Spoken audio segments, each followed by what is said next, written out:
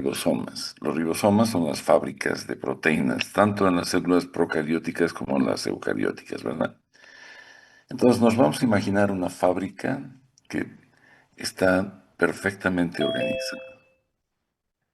Los operarios, eh, los segmentos del ribosoma, están trabajando permanentemente ensamblando una cadena de aminoácidos para formar proteínas.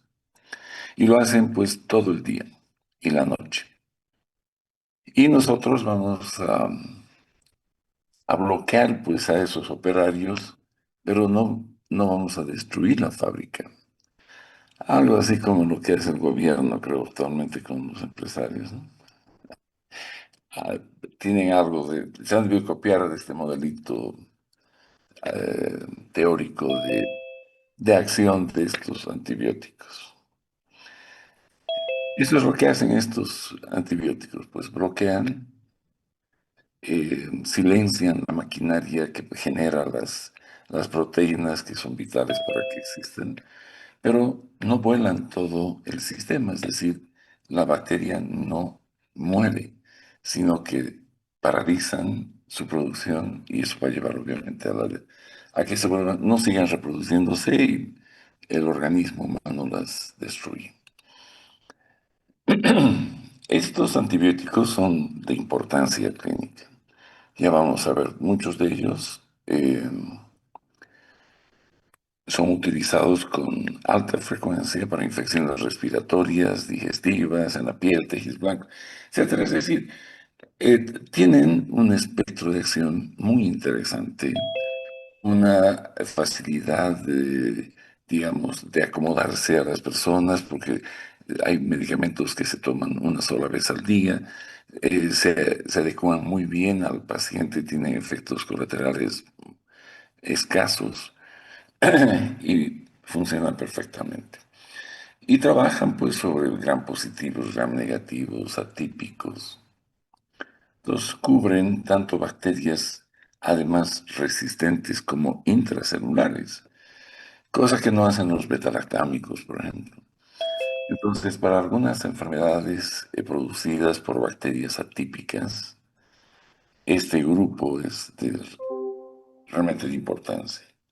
Entonces hay que saber cuándo y cómo se los usa y así vamos a poder ver éxito en nuestras intervenciones a esas enfermedades infecciosas.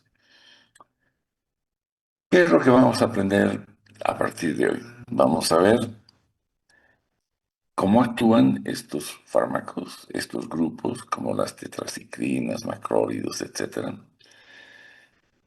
Cómo frenan esa maquinaria que sintetiza proteínas a través de los ribosomas. Cómo se comportan en el cuerpo humano, porque estas sustancias se han visto seguramente la primera semana que se ha hablado de este tema, les han hecho una introducción a la antibiótica terapia empírica y algunas terminologías que son importantes de entender eh, de la acción de estos fármacos, ¿no? De su selectividad hacia las bacterias, sin dañar al huésped, etcétera. Pero de alguna manera nuestro cuerpo, pues, tiene que manejar estas sustancias y muchas veces le producen también eh, sintomatología no esperada, es decir, fenómenos adversos. Y vamos a ver también cuándo y cómo debemos usarlas bajo un criterio clínico. Entonces vamos a imaginarnos una fábrica en la que van es una línea de montaje de aminoácidos para generar proteínas. Y nosotros vamos a usar antibióticos para bloquear los operarios. Pero la fábrica no la destruimos. Simplemente suspendemos la actividad de la maquinaria.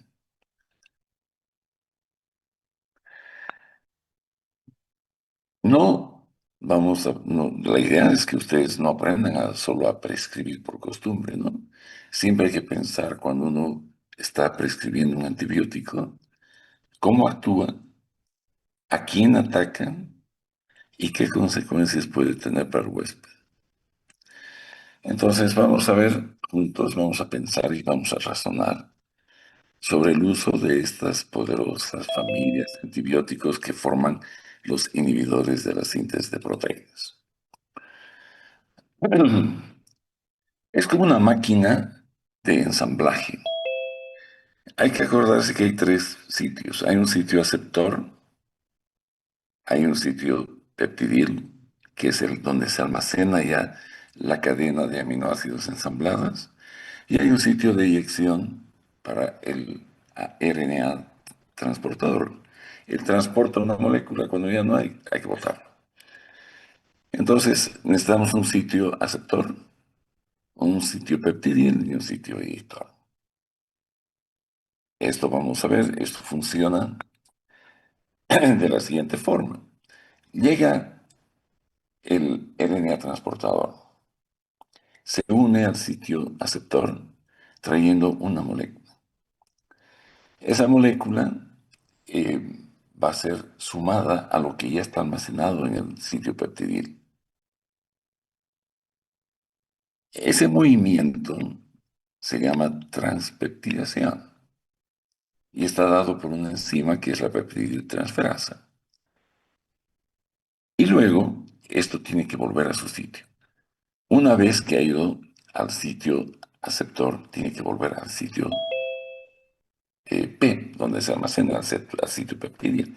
Y a eso se llama translocación.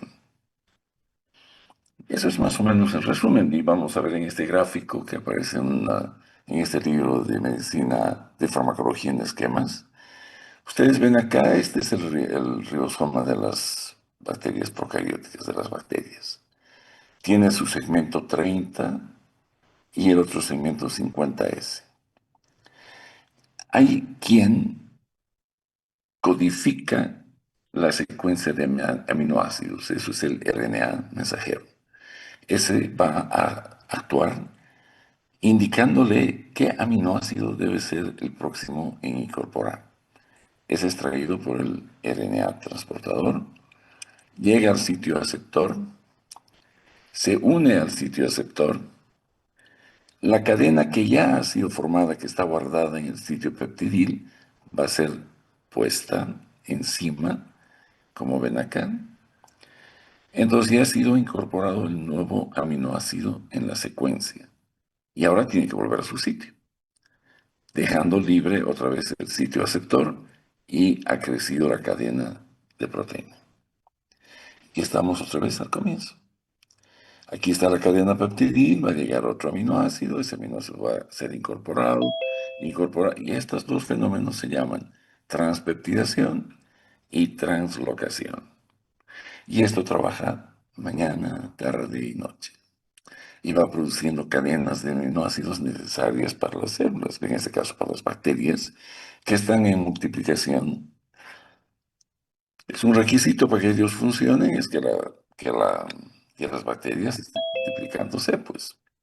Y si están multiplicándose, es ahí donde van a actuar. En el segmento 30S, si ustedes observan, actúan las tetraciclinas y los aminoglucósidos. Y en el segmento 50, el resto de sustancias que vamos a estudiar, desde los macrólidos, el clorfenicol, la linesolida, etc. Entonces, esta es la fábrica. Esta es la fábrica que nosotros tenemos que paralizar.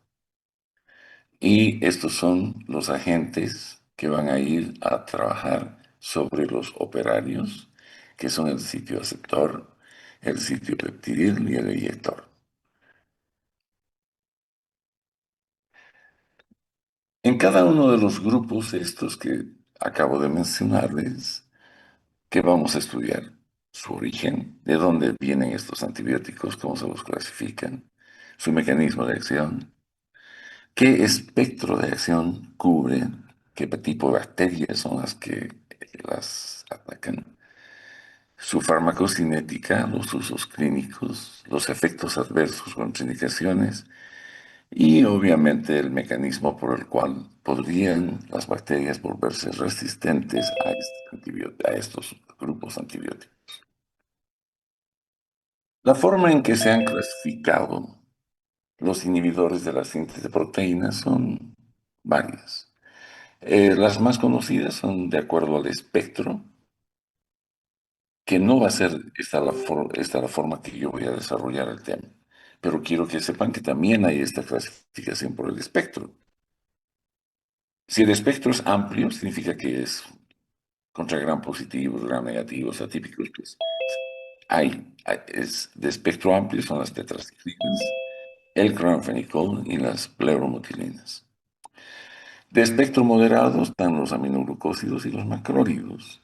Y de espectro reducido están la linesolida, las estreptograminas y las lincosamidas. Esta es una manera de clasificarlos a estos antibióticos.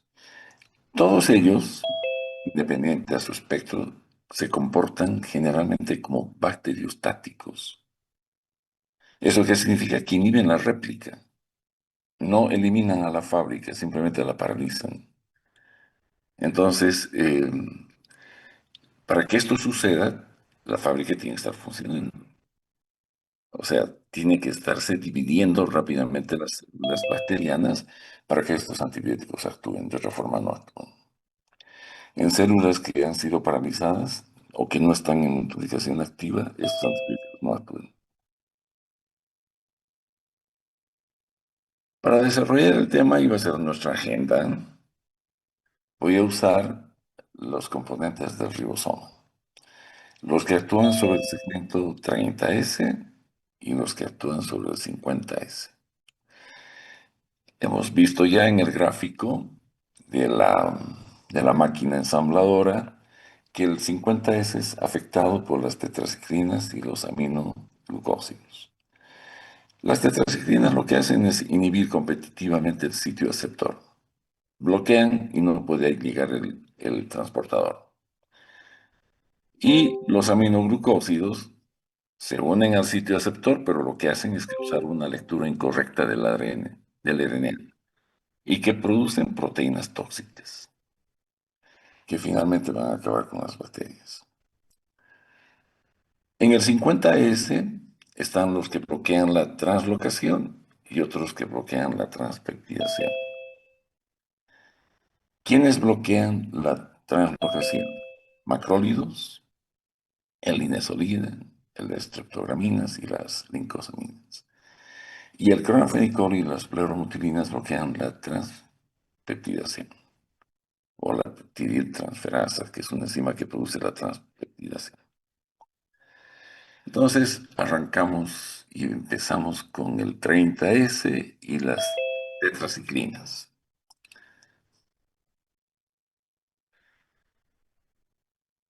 Estas sustancias son derivadas de un hongo, del Streptomyces species.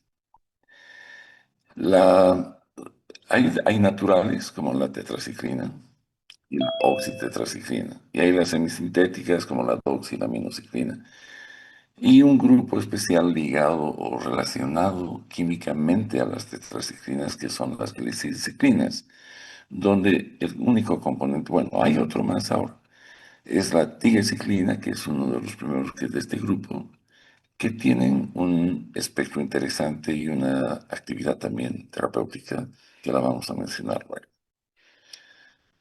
Entonces, las tetraciclinas, como mecanismo de acción, pues son análogos del RNA transportador. Van e inhiben competitivamente el sitio aceptor, o sea, no puede llegar más aminoácidos. Están bloqueando desde el sitio 30S del ribosoma. Las bacterias pueden desarrollar resistencia a las tetraciclinas por varios mecanismos.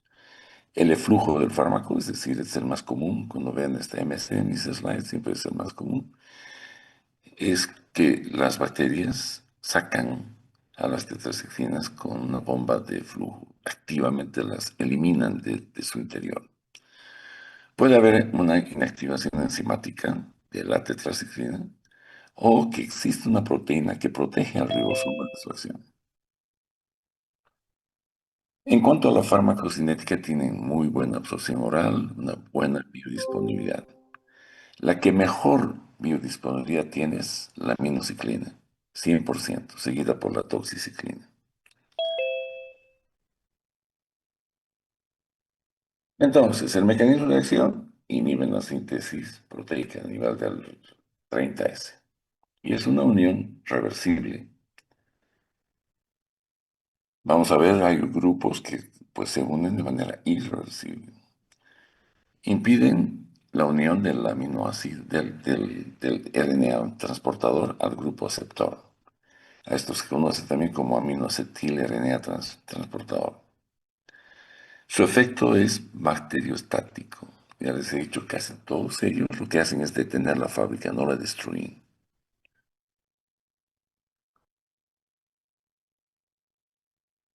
Su farmacocinética, muy bien absorbidas por vía oral, excepto cuando se ingieren con sustancias quelantes. Si el paciente ingiere calcio, fierro, magnesio en la dieta junto con las tetraciclinas, hay un fenómeno de quelación y disminuye la absorción y la biodisponibilidad. Se distribuyen muy bien. Todos los tejidos atraviesan hasta la placenta. Su eliminación de algunas es renal, como las tetraciclinas, y biliar, como la doxilamina y la aminociclina.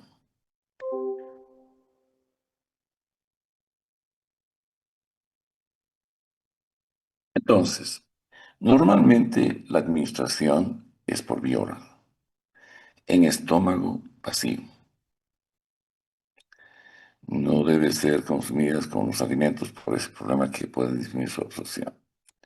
Nunca se debe administrar por vía intramuscular porque esto produce gran dolor e inflamación en la zona de inyección. No hay formas de aplicación intramuscular. Y cuando habían, pues producían grandes problemas. El espectro de las tetraciclinas, vean, es amplio. Trabaja sobre gram positivos, sobre gram negativos. Y en los gram negativos no trabaja sobre una gran parte de ellos, pero excepto en las P's, que es Pseudomonas, Providenza y Proteus. Entonces, excepto las P's, sirven para gram negativos, sobre todo gram positivos, y no son activas contra anaerobios.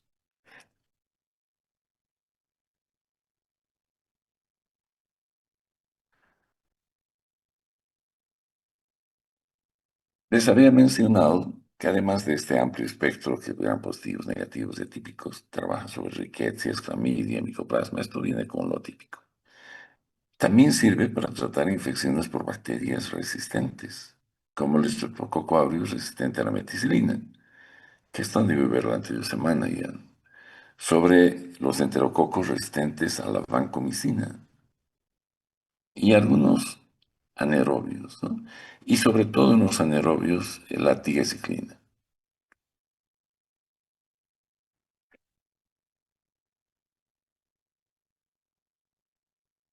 Yo cuando enseño algo de antibióticos, suelo, para fines simplemente pedagógicos, clasificar a las bacterias en cuatro grupos.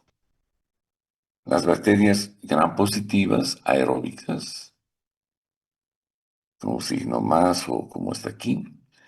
Las bacterias gram negativas aeróbicas. Las bacterias anaeróbicas que no, oxígeno que no usan oxígeno. Y las bacterias atípicas. ¿No? Entonces, la actividad de todos los grupos antibacterianos, yo las voy a mostrar en base a estos gráficos y de acuerdo a si está o no en su espectro, cuando vean el muñequito verde, como en las líneas de los señales de viales en las calles, cuando ven verde y un hombrecito, pues siga, es efectivo, úsela. Cuando dice caution, precaución, tenga cuidado, en algunos casos no funciona. Y si ven el signo de pare, stop, pues significa no uses. no sirve para eso. O sea, es como un semáforo, donde quiero que vean ustedes siempre las gram positivas. Si les digo que funciona, podemos matar estáfilos, estreptos, enterococos, listeria monocitogenes, etc. Si las bacterias gram negativas son sensibles, pues hemófilos, Neisseria, enterobacterias, pseudomonas. Las bacterias anaerobias, bacteroides y clostridium, y las atípicas, donde está la clamidia, el micoplasma y la Legionella pneumonia o neumófila. Entonces vamos con eso. Si tuviéramos que hablar de las tetraciclinas en esquema, podríamos decir que las tetraciclinas no funcionan con gram positivos. Para. Con gram negativos sí puede funcionar en algunos casos. En gram negativos. Hemófilos influenza, Neisseria meningitis quizás. Con mucha precaución en anaerobios, ¿no? Algunos clostridiums. En los atípicos, luz verde. ¿Qué significa? Que las tetraciclinas son excelentes para tratar bacterias intracelulares, rickettsias, clamidia, micoplasma, etc. Y las anaerobios, no. En las anaerobios, con cuidado.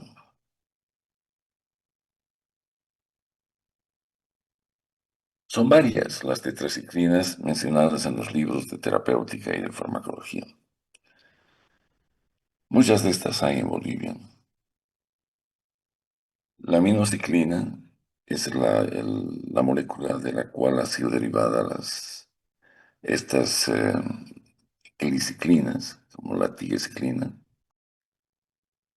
Quizás de este gráfico, pues simplemente me interesa que aprendan a reconocer cuáles son las tetraciclinas y sobre todo que de la minociclina deriva la tigecyclina.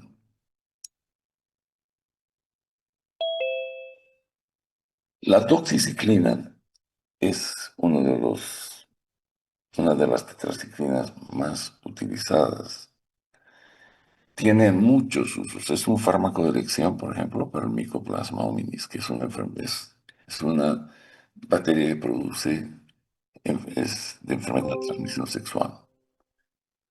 Para la profilaxis de la plaga de la pleurodesis. Esta es una alteración que se produce en el pericardio, en la pleura, en la que se reducen los espacios y se produce una pericarditis, en realidad una fibrosis y una esclerosis de las serosas del corazón y del pulmón. Y para esto la dosis muy buena. Después la rickettsia, la borrela, la brucela, la clamidia, como enfermedad de transmisión sexual, cólera. Otros usos, el linfogranuloma venéreo, la enfermedad de Lyme, la sífilis, el anthrax, la malaria, la filariasis. Esto todavía van a ver después. Es decir, se van a acordar cuando hablen de malaria que la doxiciclina es un fármaco alternativo para tratar los casos de malaria.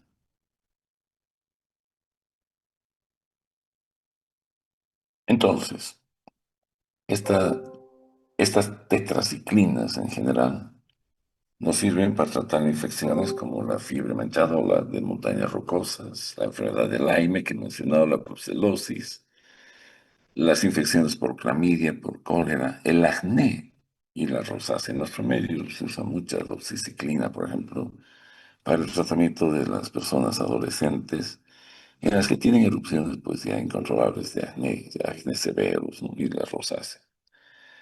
Y las infecciones multiresistentes con la tigreciclina, bacterias que ya se han mostrado que son resistentes a la meticilina y a la penicilina. Algunas indicaciones especiales de alguno de ellos, por ejemplo, la minociclina, además de que se puede usar en el acné, se usa en la lepra y en la anocardiosis. Esto de la lepra y la tuberculosis nos van a ver en micobacterias. También se van a acordar de las tetraciclinas. La demociclina es muy efectiva para tratar el síndrome de secreción inadecuada de hormona antidiurética. Pacientes que miccionan sin ningún control, porque no hay un efecto de la hormona antidiurética y comienza la diuresis y la deshidratación. Entonces la demoxicilina es una de las alternativas terapéuticas. Si no bien el fármaco de elección, pero sí es una alternativa. Los fármacos que recientemente se han aprobado, que los vamos a ver en un slide sucesivo ahora, como la sareciclina, por ejemplo, que está aprobada para el acné severo, la omadoxiclina, que está para las neumonías adquiridas en la comunidad y las infecciones de piel severas, cuando hay infecciones que comprometen la piel y los tejidos subcutáneos de manera muy complicada, pues la omadoxiclina es una alternativa. La eravacyclina, que se usa en las infecciones abdominales complicadas.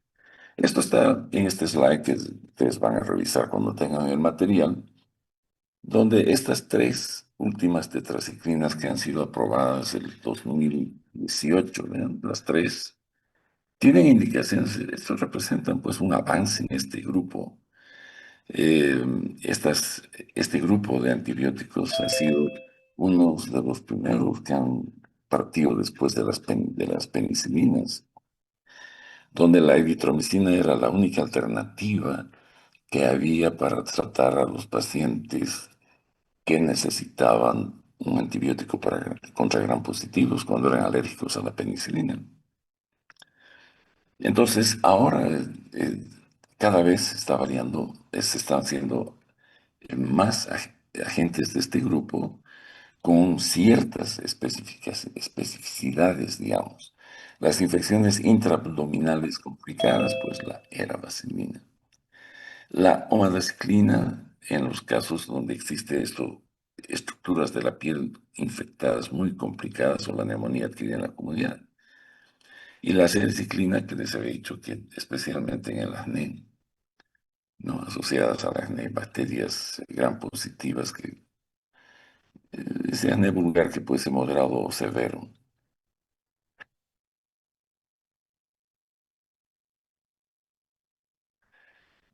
Y está la tigecyclina, que tiene una especial eh, connotación, digamos, dentro del grupo.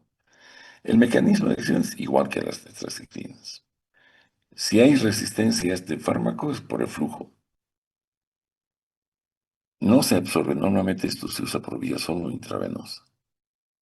¿No? Y no se concentra en la sangre ni tampoco en en la orina. Por eso es que no se usa la tigecyclina en infecciones complicadas de la vía urinaria, en bacteremias ni en meningitis. Se usan en infecciones a gram positivos, a gram negativo y anaerobios, pero que no comprometan tejidos donde se requiera penetración, porque no es muy liposoluble. Se ha visto que la tigecyclina, cuando se usa tigecyclina, se ha asociado con una elevación de la mortalidad de estos pacientes. Por eso es que se ha dejado que la tigecyclina sea utilizada solo en casos de infecciones resistentes. Bacterias gram positivas resistentes a la meticilina por ejemplo, aquí tenemos el Streptococcus aureus resistente a la meticilina y a la vancomicina. En ese caso, la tigecyclina es útil. Bacterias gram negativas que son resistentes a los carbapenémicos como la E. coli, la Klebsiella, el Enterobacter, el Acinetobacter. También la tigecyclina puede ser útil. Y en los organismos productores de la beta-lactamasa de New Delhi. No sé, yo me imagino que en las anteriores semanas les han debido hablar de la clasificación de todas las beta-lactamasas y los productos asociados a los carbapenémicos, a las penicilinas de espectro ampliado, etcétera, que permiten tratar infecciones donde las bacterias generalmente son resistentes por producción de beta-lactamasas.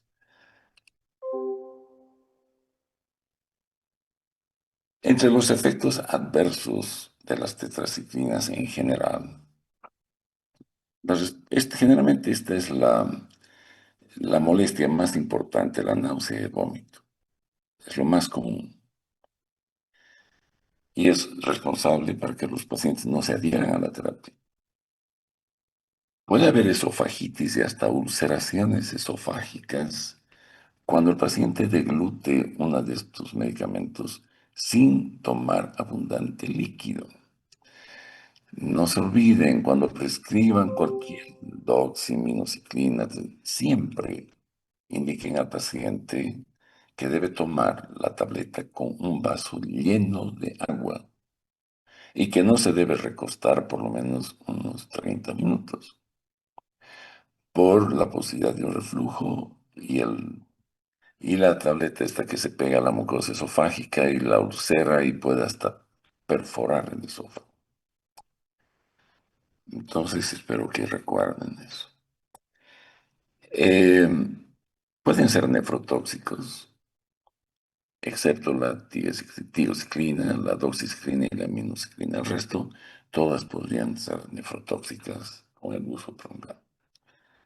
La resistencia bacteriana se produce ya les he indicado por bombas de flujo, modificación del sitio ribosomal y las glicilciclinas han sido pues diseñadas justamente esta tiociclina para trabajar en bacterias resistentes.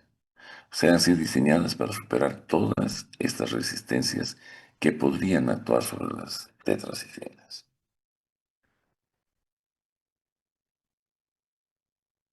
Ya les he mencionado esto, excepto que hay una fototoxicidad. Esta gente que toma estos medicamentos no deberían exponerse al sol. Hay una hipoplasia dental y ósea en niños. Significa que un niño que toma tetraciclina puede desarrollar dientes muy pequeños. Hay una hepatotoxicidad a altas dosis y pueden haber infecciones fúngicas oportunistas. El uso de estos antibióticos puede acabar con una candidiasis oral, esofágica, que va a requerir obviamente tratamiento posterior.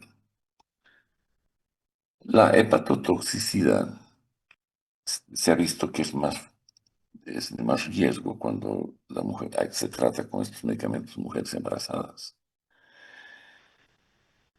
Tienen una tendencia a unirse, hemos dicho, con cationes.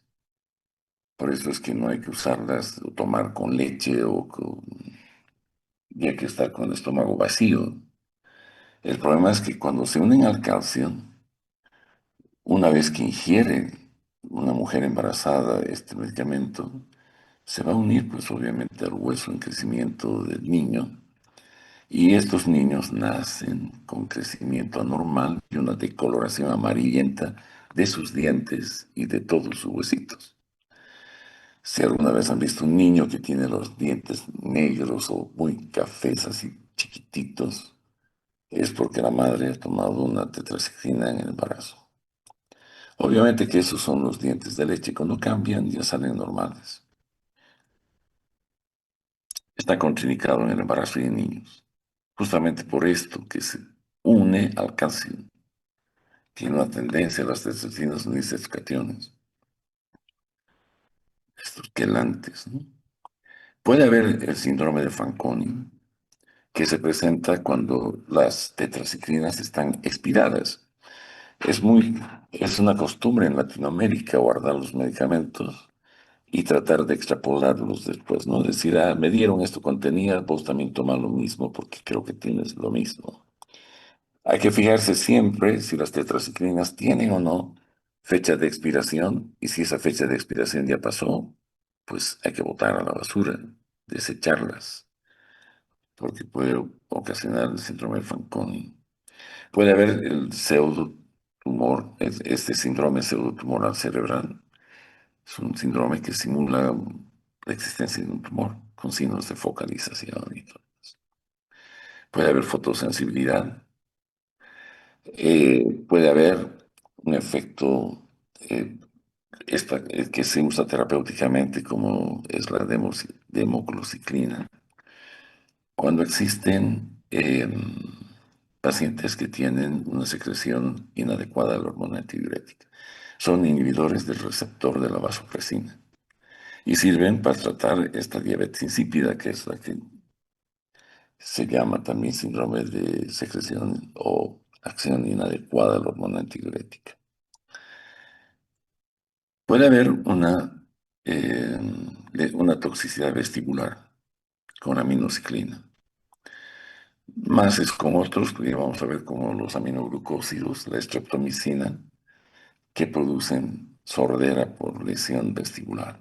Pero la aminociclina puede relacionarse con algo de sordera.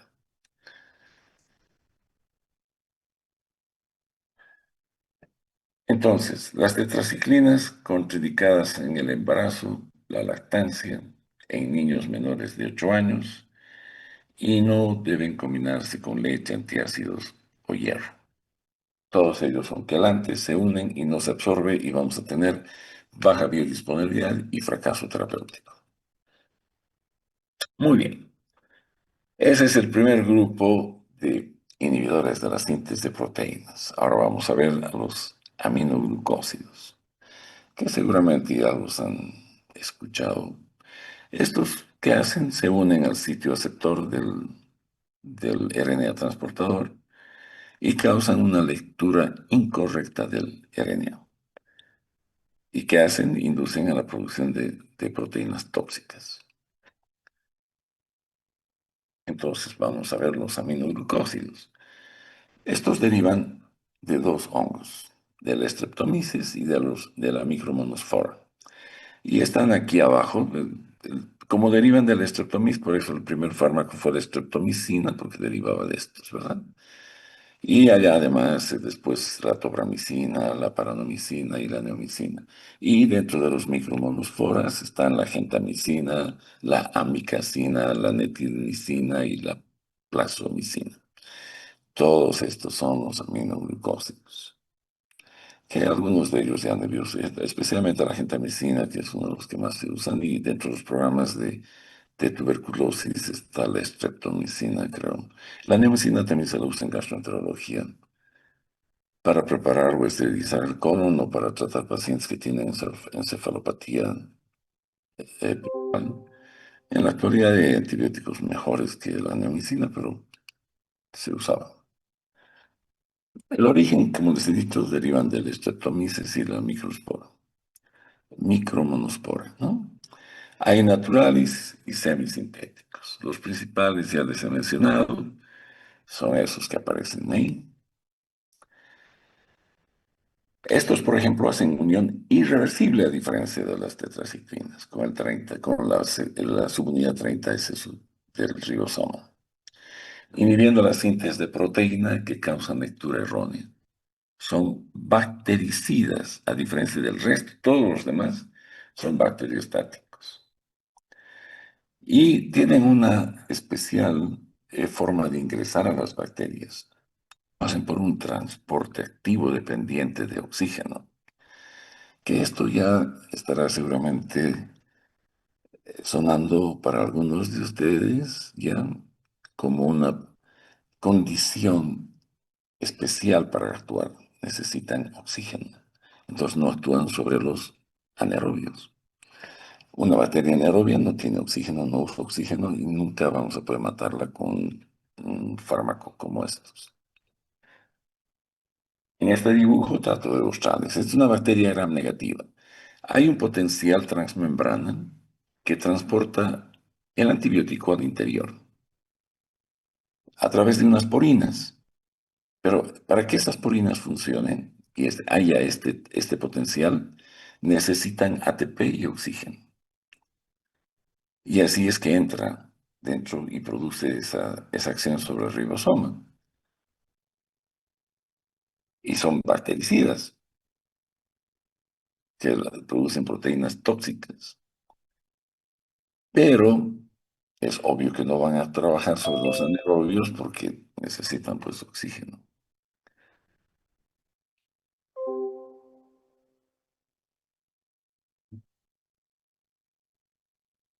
Bien, entonces estos aminoglucósidos, las bacterias pueden convertirse en resistentes a su acción por algunos mecanismos, los más comunes estos dos. Una inactivación enzimática, que es lo más común. Los únicos que se salvan de esta acción enzimática son la amicacina y la meticilina, ¿no? Que la estructura ribosomal haya sido alterada, ¿no? Y esto ocurre con la estreptomicina, ¿no? Y que hay que tomar en cuenta esto para cuando vean tuberculosis van a ver que este aspecto es muy importante. La estreptomicina es un antibiótico que se usa para tuberculosis especialmente. En la farmacocinética, pues tienen los aminoglucósidos, una pésima absorción oral, por eso solo se utilizan por vía parenteral, ya sea intravenosa o intramuscular. Pero no hay, eh, la mayor parte de ellos son, si no todos, solo por vía parenteral. No, no hay absorción oral. Su distribución extracelular es escasa, poca penetración a los tejidos. Hay una eliminación renal, porque sobre todo renal, entonces si hay insuficiencia renal hay que hacer un ajuste de dosis, que hemos visto más o menos cuando hemos hablado de individualización de la farmacoterapia, cómo se debe trabajar con eso. Y uno de los aspectos importantes de los aminoglucósidos es que tienen el efecto post-antibiótico prolongado. Este es otro tema que seguramente ya ustedes han visto la anterior semana, que hay un efecto post-antibiótico que especialmente funciona con los antibióticos que son concentración dependiente más que tiempo dependiente. Los tiempos dependientes son aquellos que hay que dar en intervalos de tiempo por tiempo de 5 días, 7 días, etcétera. Es por una concentración plasmática estable que van a ir a matar. Necesitan una concentración inhibitoria mínima o bactericida mínima para matar la bacteria. Hay otros antibióticos que lo hacen por concentración, más que por tiempo. Necesitamos producir picos. Y estos se los controlan en su intervalo de dosificación a través de este efecto post-antibiótico. Se me ocurrió que debería refrescarles la memoria, quizás si es que la anterior semana han visto esto. ¿Qué es el efecto post-antibiótico? Es un concepto fundamental en lo que es farmacología antimicrobiana. Decimos que hay un tiempo, cuando se administra un antibiótico, hay un tiempo en el que va a persistir la inhibición del crecimiento bacteriano, a pesar de que los niveles del antibiótico en el plasma hayan estado ya en niveles por debajo lo terapéutico. O sea, ya no tienen la concentración mínima inhibitoria, pero sin embargo su efecto persiste. ¿Y esto para qué nos sirve? Nos sirve para espaciar la dosis sin perder eficacia, reducir la toxicidad por exposición continua. O sea, no necesitamos meter más fármaco porque el fármaco, a pesar de que ya no esté en el plasma, sigue actuando. Para optimizar regímenes de dosificación, para diseñar tratamientos más racionales en los que evitemos toxicidad para el paciente.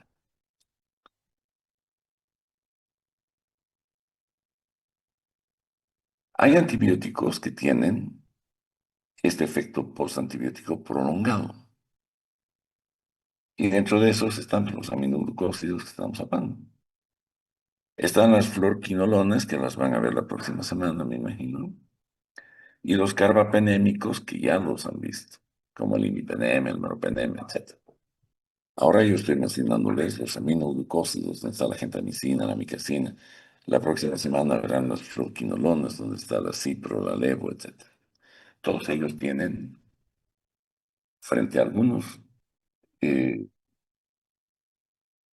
ante algunas bacterias, un efecto prolongado post-antibiótico.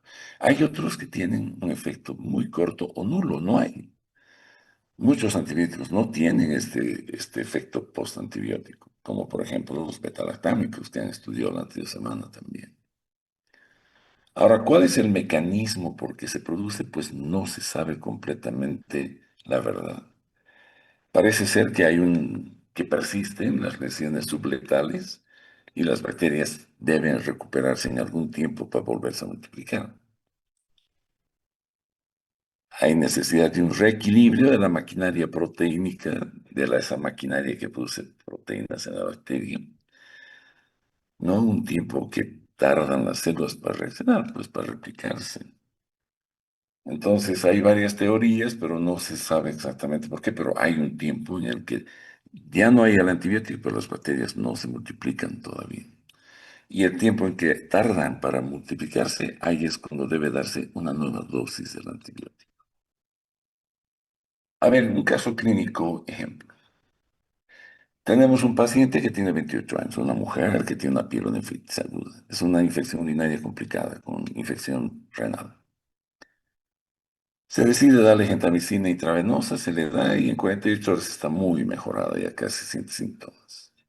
Y el médico residente que está apoyando a la paciente se hace la pregunta y dice, ¿y por qué no es necesario administrar este antibiótico cada 8 horas o 6 horas, como ocurre con los otros antibióticos? ¿Por qué la gentamicina solo una vez por día intravenosa? Entonces, hay varias posibilidades. Esto, si fuera un examen, ¿cuál sería su respuesta de ustedes? A, semivida prolongada de la gentamicina. B, induce menor resistencia cuando das una sola dosis. C, es un antibiótico que se acumula preferentemente en el tejido renal. D, tiene un efecto post-antibiótico prolongado. C, la E, tiene mayor afinidad por la pared bacteriana que los betalactámicos. Si tu respuesta ha sido de estás en lo correcto, significa que estás entendiendo lo que estoy hablando. Aquí la respuesta es D, porque tiene un efecto post-antibiótico prolongado. No necesitamos dar dosis muy frecuentes porque a pesar de que la gentamicina ya desapareció del plasma, sigue el efecto en las bacterias. Entonces esto nos permite, sin perder eficacia, evitar toxicidades para el paciente. El espectro antimicrobiano de los aminoglucósidos son los bacilos gram negativos aerobios, como la Escherichia coli, la Klebsiella, la Pseudomonas. Los gram positivos en combinación con beta-lactámicos. Estos antibióticos normalmente no funcionan contra gram positivos, pero si los asocias, digamos, con la ampicilina, van a tener un excelente efecto contra algunas bacterias gram positivas. Son ineficaces para tratar infecciones por anaerobios. Entonces, en el esquema que yo les he dicho que voy a mostrar el espectro, estos antibióticos, los aminoglucósidos, luz verde para tratar infecciones por gram negativos, son especiales para esto. Todas las bacterias gram negativas van a ser susceptibles desde hemófilos, enterobacterias, la pseudomonas. En los gram positivos, con precaución, siempre y cuando estés usando sinérgicamente un beta-lactámico. Va a funcionar contra algunos estáfilos, contra algunos estreptos y algunos enterococos. Y también contra la Listeria monocitogenes, que vamos en la práctica a ver seguramente cuando hablemos de meningitis en los extremos de la vida. Y no se deben utilizar para anaerobios y menos para típicos. No funcionan.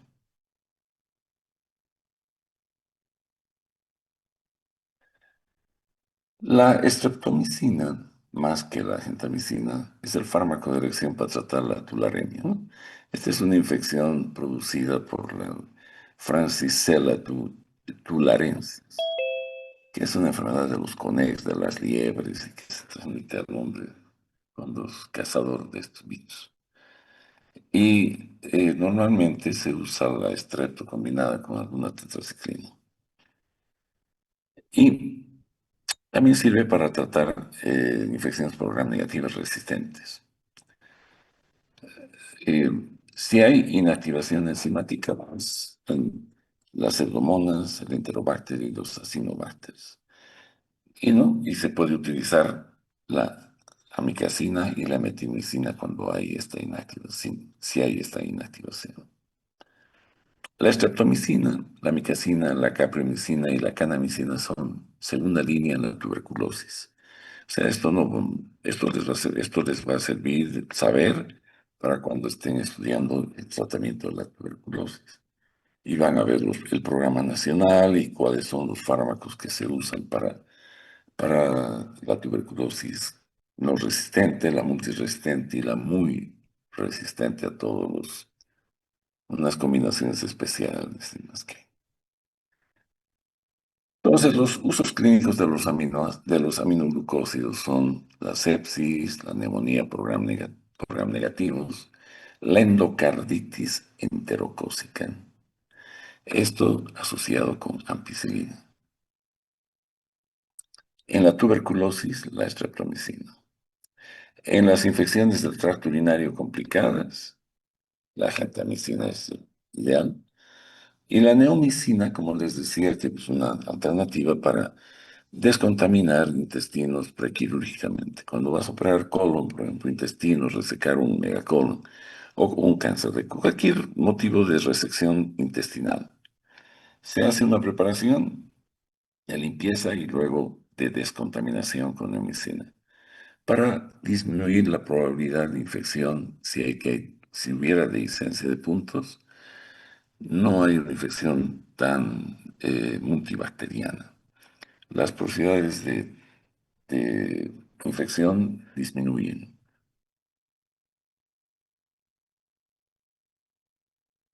Las combinaciones con beta-lactámicos se usan para producir sinergia, especialmente contra bacterias enterococos gram positivos, ¿no?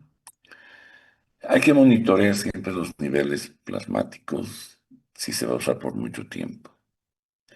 Hay que evitar otros fármacos nefrotóxicos, asociación con vancomicina, AINES o la anfotericina B, que son altamente nefrotóxicos.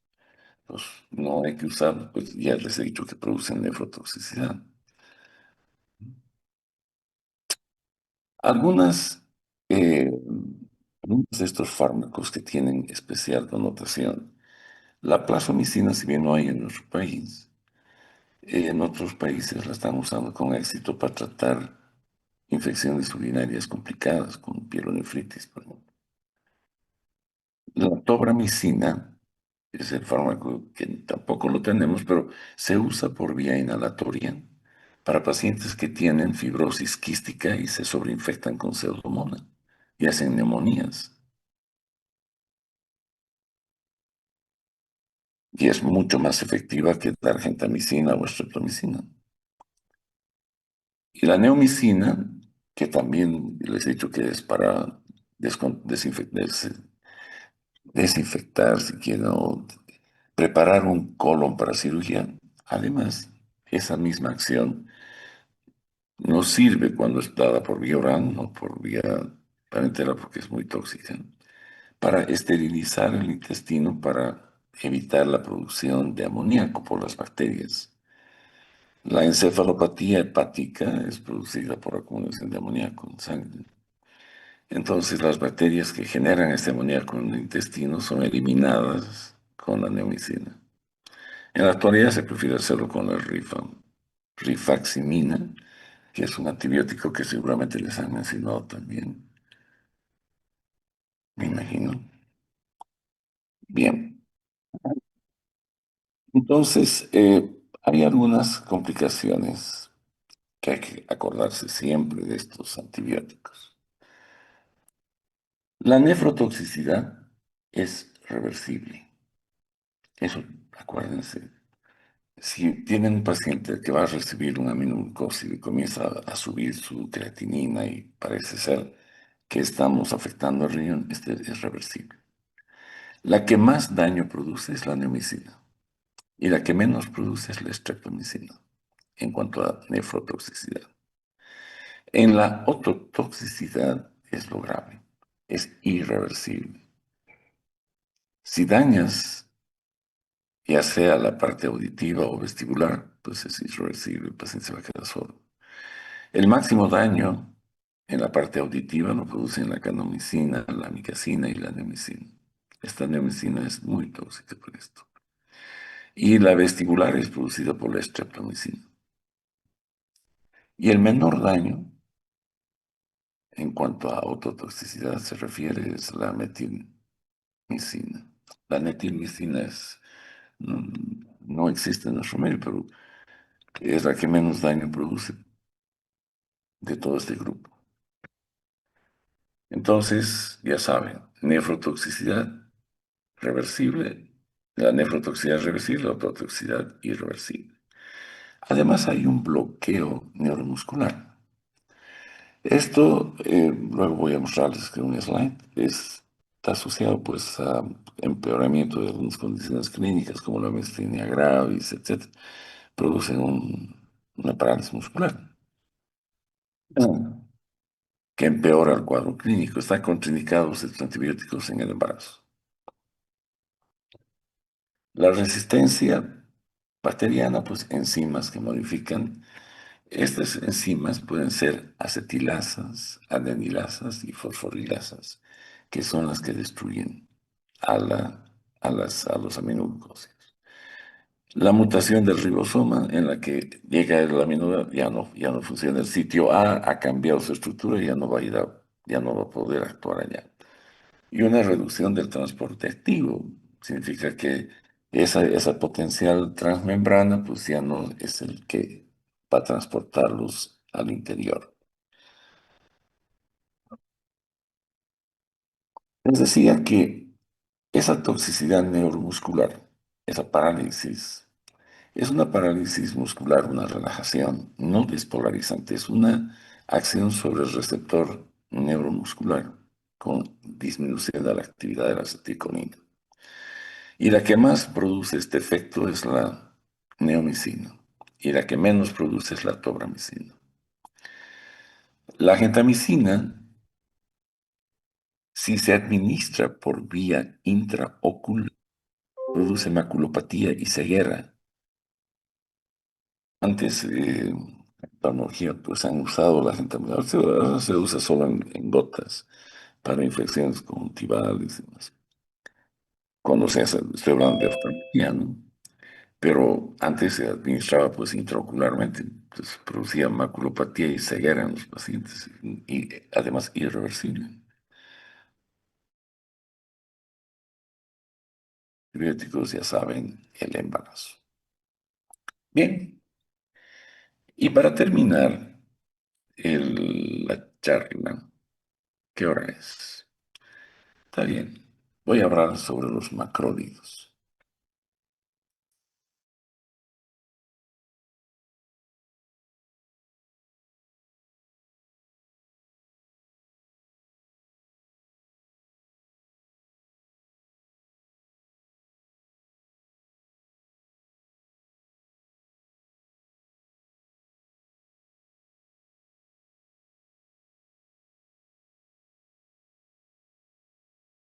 Nitraeus. De allá viene el nombre del primer producto que es la eritromicina. Y dice que mi conexión al internet es inestable, pero no sé.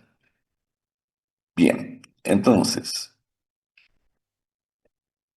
la eritromicina ha sido el primero, y les he mencionado que este fármaco ha sido el primero, es el primer sustituto de la, de las penicilinas, cuando se necesitaba cubrir gram positivos, la eritromicina era el fármaco.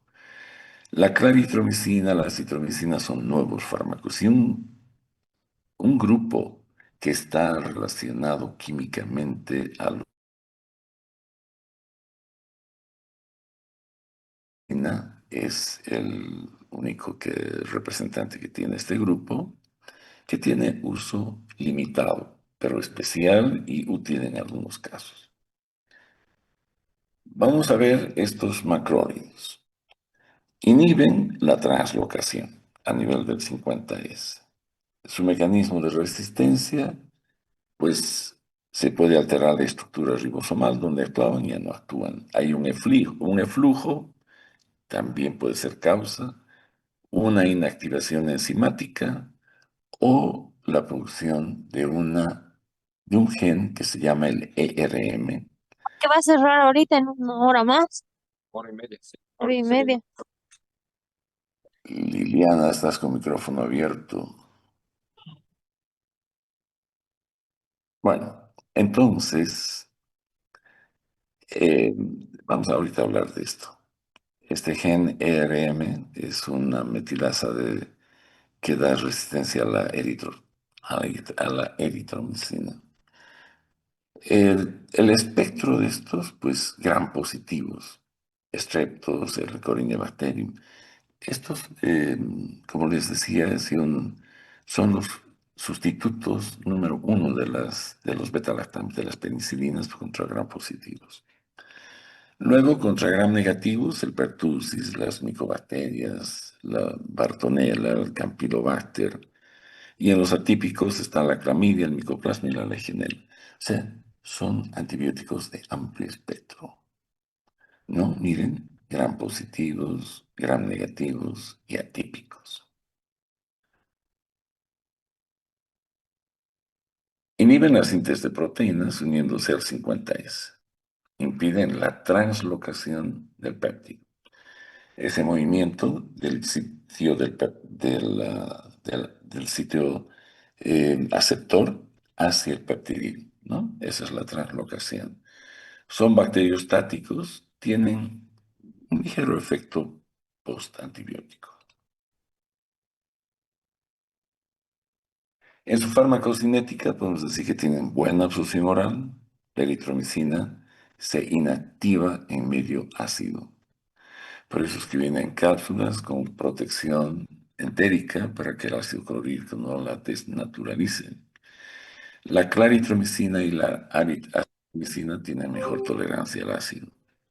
Su eliminación es de la eritromicina y la claritromicina es hepática y de la acitromicina es biliar. Aquí tenemos algunas características farmacocinéticas comparativas. Si ven, la biodisponibilidad es más o menos de la eritromicina, mejor de la acitromicina, de la claritromicina es mucho mejor y de la telitromicina es mayor. Sin embargo, algunos de estos se dan solo por vía parenteral, otros se dan por vía oral y el tiempo de la vida media, la mejor es de la acitromicina que tiene 68 horas.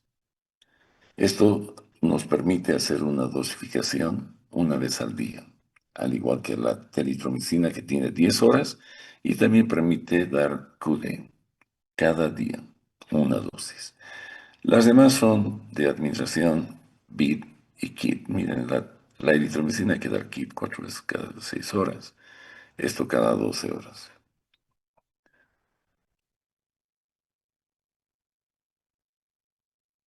La resistencia es lo que les decía, este gen, el RM, se llama metilasa de resistencia a la eritromicina. Es una metilación del RNA en un segmento 23S, que es una parte del ribosoma. Hay bombas de flujo que pueden sacar rápidamente estas sustancias al exterior de las células y hay otra resistencia que es una resistencia cruzada llamada MLBS, el MLSB. ¿Qué significa M? Macrólidos. O sea que los macrólidos pueden tener resistencia cruzada ¿con quién? Con las lincosamidas, con las estreptograminas del grupo B o del tipo B. Vamos a ver mañana que las estreptograminas pueden ser A y B. La B es la quinupristina. Es con esta que puede tener resistencia cruzada. Y el análisis de cualquiera de estas va a incluir a los macrólidos también como posibles agentes que presenten resistencia cruzada. El espectro antimicrobiano, gram positivos, como estreptos, estáfilos, pero no los resistentes a la meticilina, ¿no? Sí, los que no son resistentes.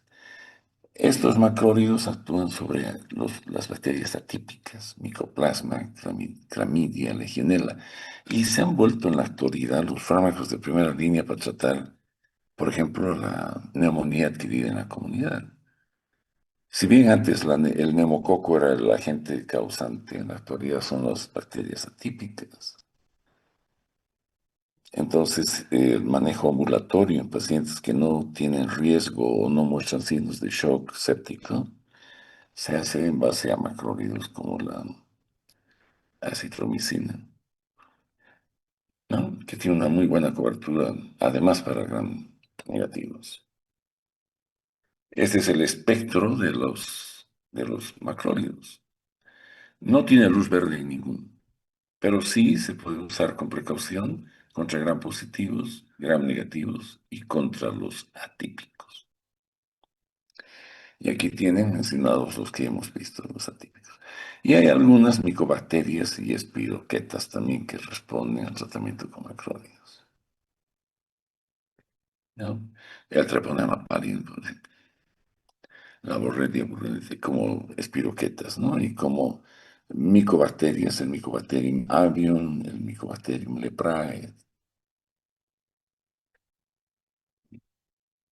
La telitromicina es especial, les decía, con un espectro más reducido y es especialmente útil para tratar infecciones a gram positivos, como el estreptococo, el estafilococo, tanto biógeno como neumonía, y algunos estafilococos aureus.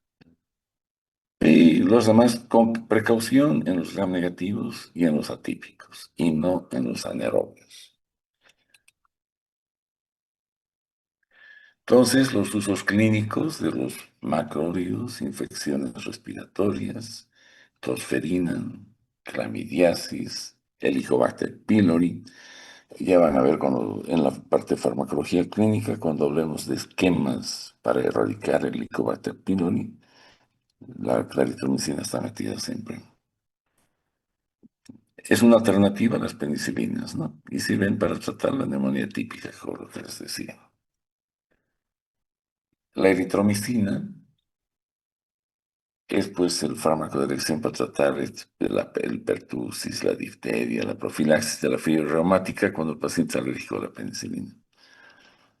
Los efectos adversos, especialmente la forma esteolato de la eritromicina, produce, se vuelve ictérico, pero dejas de dar el antibiótico y desaparece. Puede producir una estenosis pilórica hipertrófica, prolongación del QT. Esto es peligroso porque puede ir a una tosadez de puntas, ¿no?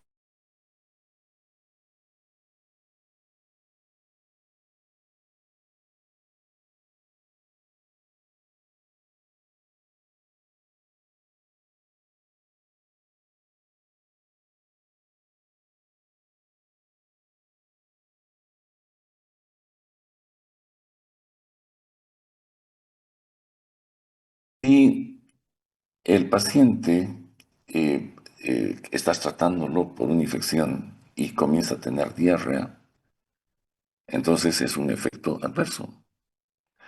Pero si el paciente tiene gastroparesia o tiene un colon demasiado dilatado y quieres promover la deposición, puedes usar la eritromicina como un agente agonista del receptor de la motilina y vas a resolver el problema del colon. La claritromicina se usa para tratar micobacterias como la tuberculosis, la lepra, y las no tuberculosas, las micobacterias no tuberculosas como el Mycobacterium avium y el Canasi. El Helicobacter pylori, que les he dicho que está en casi todos los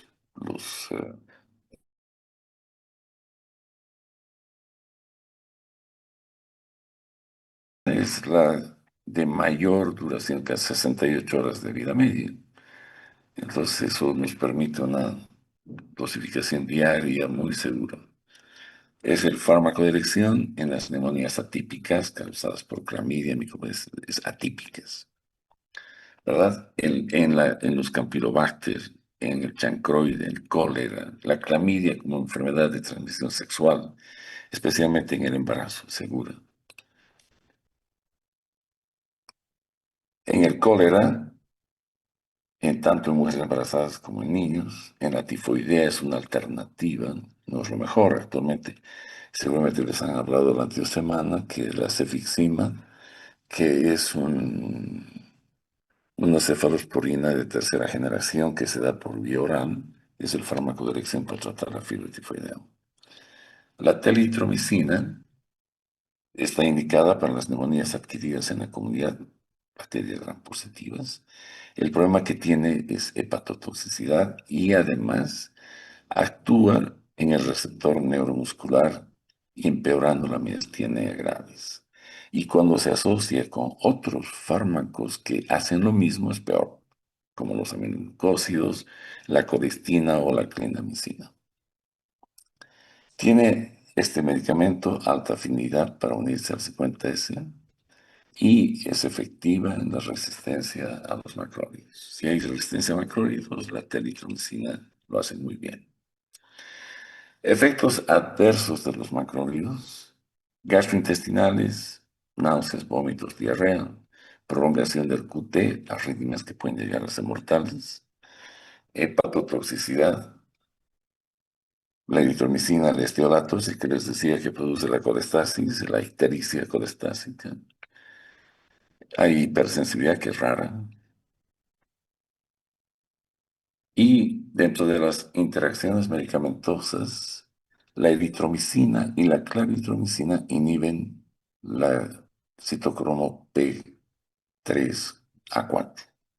Entonces, recibe un paciente este medicamento, cualquiera de estos dos, y además está recibiendo warfarina, teofilina o estatinas, lo que vamos a tener es un aumento de los niveles plasmáticos y toxicidad de estos fármacos, porque su metabolizador está inhibido.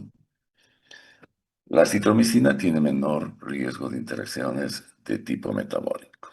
Bueno, gracias por escuchar. Bueno, y mañana vamos a continuar con este tema. Que tengan buenas noches, chicos.